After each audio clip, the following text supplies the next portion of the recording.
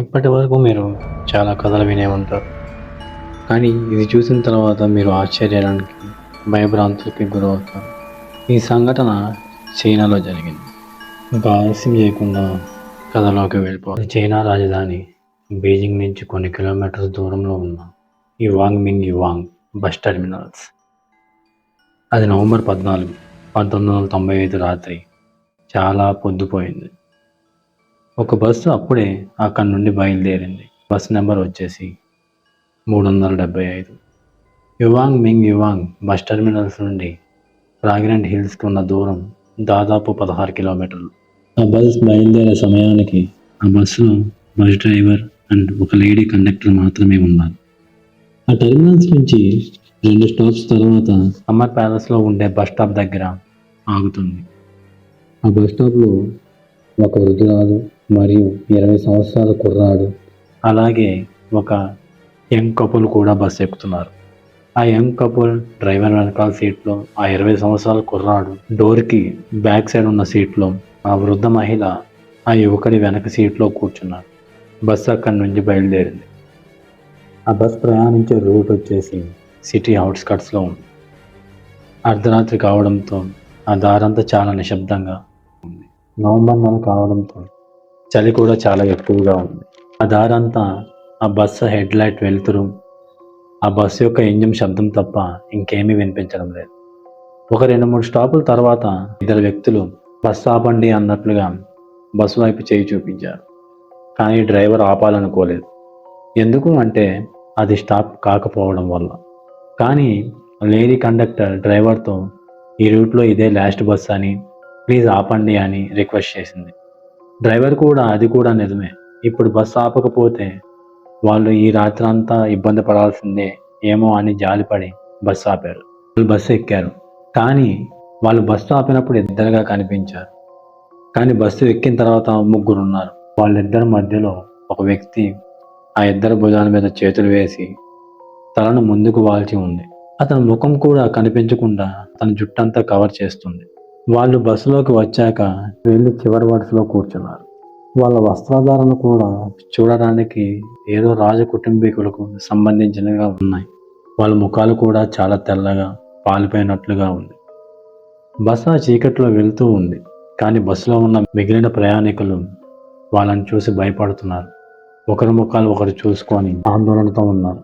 అప్పుడే ఆ lady conductor ఆ ప్రయాణికుల భయం చూసి వాళ్ళని భయపడకండి అని, వాళ్ళు ఏదో నాటకం నుండి వచ్చి ఉంటారు, బస్ పట్టుకునే తొందరలో దుస్తులు మార్చుకోకుండా వచ్చినట్టున్నారు అని అందరికీ సర్ది చెప్పింది. కండక్టర్ మాటలు విన్న తర్వాత ప్రయాణికులు అందరూ భయం వీడారు.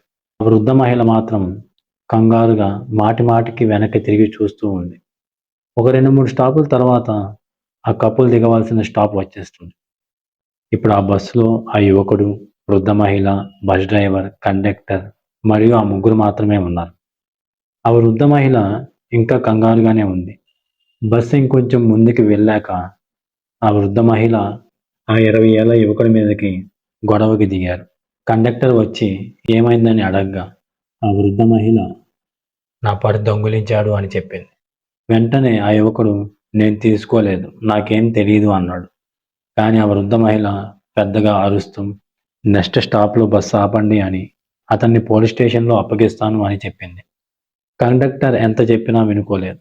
బస్ డ్రైవర్ తప్పనిసరి పరిస్థితుల్లో బస్సును ఆపాడు. ఆ వృద్ధ మహిళ పెద్దగా అరుస్తూ అతని కాలర్ పట్టుకొని బస్సు నుండి కిందకు దిగింది. వాళ్ళు దిగాక ఆ బస్సు అక్కడి నుండి వెళ్ళిపోయింది. ఆ యువకుడు చుట్టూ చూశాడు.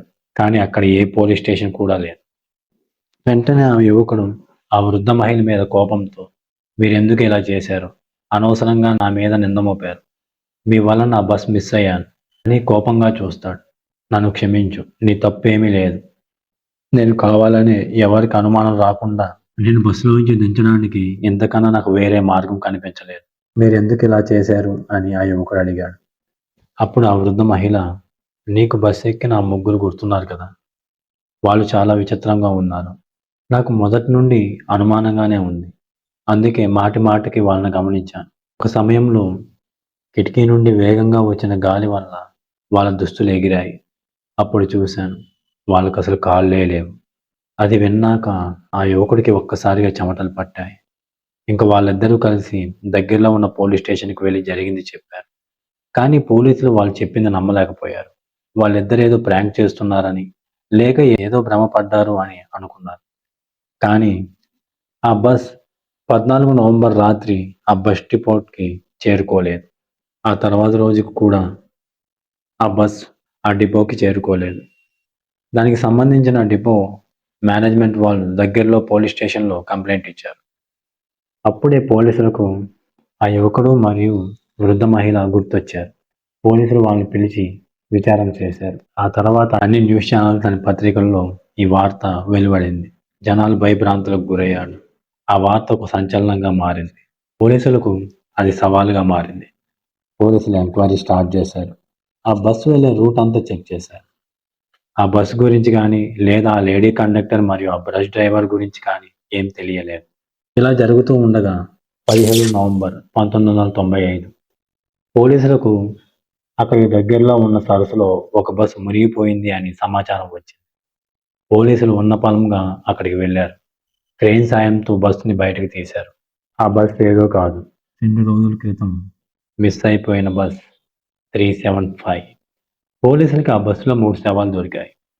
బస్ డ్రైవర్, లేడీ కండక్టర్, ఇంకా ఆ ముగ్గురిలో ఒకరు. ఆ బస్సులో ఉన్న శవాలు చాలా కుళ్ళిపోయాయి. కానీ ఇక్కడ పోలీసులకు అర్థం కాని విషయం ఏంటి అంటే, ఆ బస్సు మునిగిపోయి 2 రోజుల క్రితమే అవుతుంది. కానీ అందులో ఉన్న శవాలు కుళ్ళిపోయిన విధానం చూస్తే 2 రోజుల క్రితం చనిపోయిన శవాల్లా కనిపించట్లేదు. ఎప్పటినుంచో ఉన్న శవాల్లా అనిపించాయి. ఇంకా ఆశ్చర్యకరమైన విషయం వచ్చేసి ఆ బస్సు చేరాల్సిన గమ్యస్థానం నుండి 100 కిలోమీటర్ల దూరంగా ఉన్న ఆ సరస్సులో దొరికింది. కానీ ఆ డిపోకి సంబంధించిన వాళ్ళు అందులో అంత డీజిల్ లేదు, ఇంత దూరం వచ్చే ఛాన్స్ లేదని అన్నారు. అప్పుడే పోలీసులు ఆ బస్సు యొక్క డీజిల్ ట్యాంక్ ఓపెన్ చేశారు. ఆ డీజిల్ ట్యాంక్ నిండా రక్తంతో నింపి ఉంది. ఆ తర్వాత ఆ బస్సు వెళ్ళిన రూట్ సంబంధించిన సీసీ ఫుటేజ్ మొత్తం పోలీసులు పరిశీలించారు. ఆ వృద్ధ మహిళ, ఆ యువకుడు దిగిన చోటు తర్వాత నుండి ఆ బస్సు ఇంకా ఏ కెమెరాలో రికార్డ్ అవ్వలేదు. ఇది ఎన్నో ప్రశ్నలు మిగిలించింది. ఇప్పటికీ ఇది పోలీసులకి అందరికీ ప్రశ్నగానే మిగిలిపోయింది.